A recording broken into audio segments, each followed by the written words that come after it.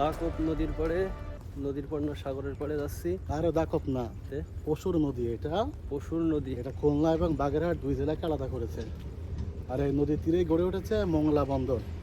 এটাকে বলা হয় সমুদ্র বন্দর, কিন্তু না, এটা আসলে মূলত নদী বন্দর।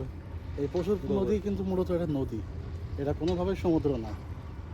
তবে দেশের সবচাইতে বড় যে দুটি বন্দর আছে, নৌ বন্দর বা নদী বন্দর যাই বলি না কেন, যার একটা হলো চট্টগ্রাম আর দ্বিতীয়টা হলো মংলা। এখনও পর্যন্ত দেশের অধিকাংশ অভ্যন্তরীণ এবং আন্তর্জাতিক বাণিজ্যের প্রধানতম নৌপথ হলো এই মংলা বন্দর, পশুর নদী। আপনারা কারা কারা ইতিমধ্যে এই পশুর নদীটি দেখেছেন, মংলা বন্দরে ভ্রমণ করেছেন, তারা কমেন্টে তো জানাবেনই, আর যারা দেখেননি তারাও কমেন্টে জানাবেন, ঠিক আছে? পশু নদীতে কি পশু আছে? পশুর নদীতে পশু আছে, তবে সে পশু হলো মানুষ পশু। যেসব মানুষের কোনো মনুষ্যত্ব নয় তারাই পশু। এই হচ্ছে পশুর নদী।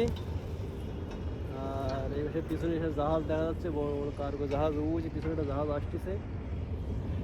আর এখানে নারকেল গাছও আছে। আর এইবারে হচ্ছে বড় বড় নদী, এই বড় বড় নদী করছি কেন্দ্র। আর ওই হচ্ছে গ্যাস। এই পাশ থেকে না, এটার মতো